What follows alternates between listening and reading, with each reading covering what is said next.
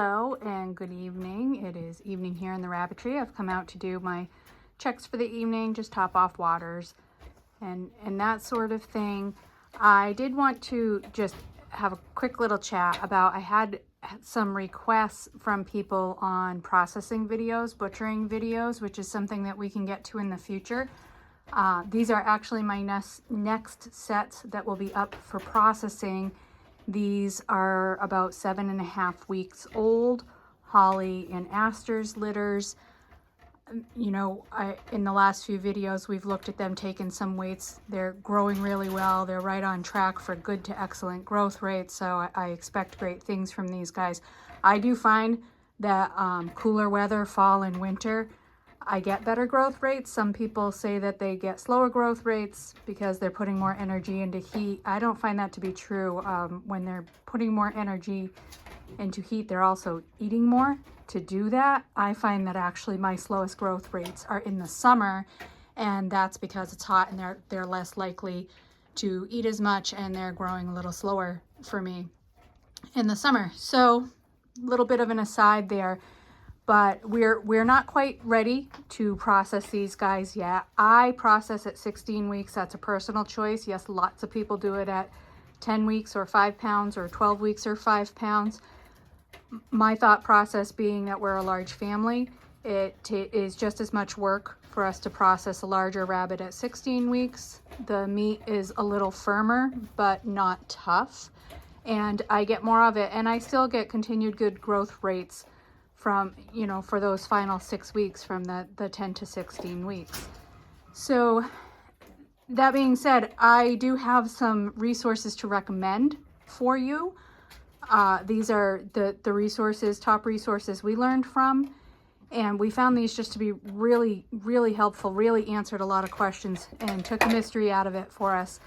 You know, so we were able to figure it out. The other thing is that these were all nice references that were easy to go back to, and they were all just, you know, processing in their backyard. One of these is actually a commercial meat rabbit producer who processes for restaurants in Oregon and California, but he's got no fancier setup really than any of the rest of us.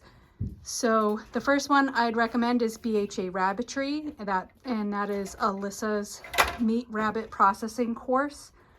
I do have links to all of these in the accompanying article at meatrabbits.org, so I hope you'll head over there, look in the article, and follow these links to the sites. They'll take you right to them. Alyssa's course is a full course. This is about an hour long. It's all online though, and it's a really complete course from start to finish. She broaches some of the topics that bother us all, like, you know, getting over kind of the stigma, the anxiety, am I going to be able to do it?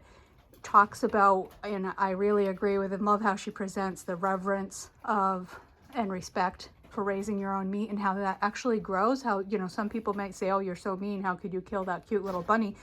But you actually grow a deeper respect for the animals and the meat that you're raising in the process of doing so.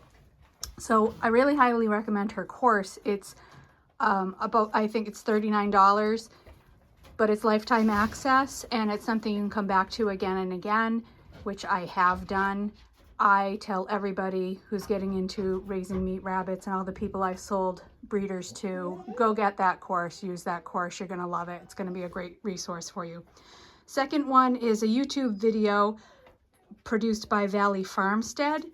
This is the professional that grows and produces for restaurants, and his video is about 18 minutes long, but he really walks you through it.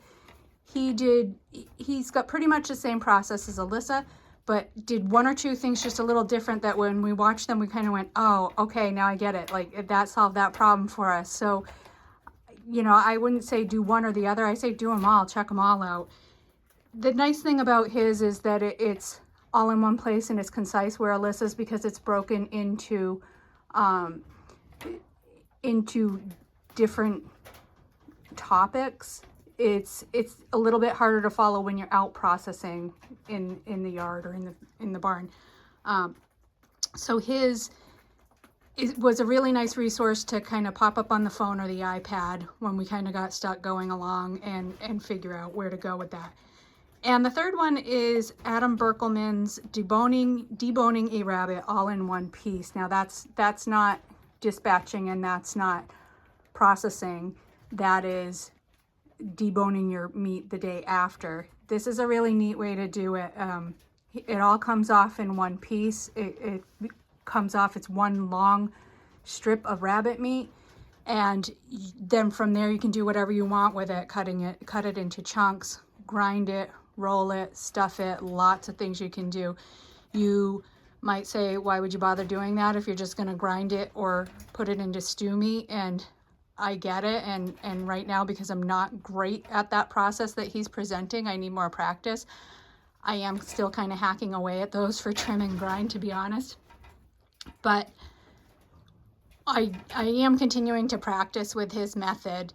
And as you go along, I think you'll find that it takes about the same amount of time to do that as it does to kind of hack away and debone that way. So it's well worth watching, really neat, gives you more versatility with your rabbit meat product. And I think you'll enjoy it. And again, I think that the better you get at it, then it might just become your method of deboning. That's what I foresee in my future. So those are my top resources. Again, this has a companion article, this video, at meatrabbits.org. I hope you'll head over there, find the links, follow them to these sources, and I think they're going to solve a lot of questions for you.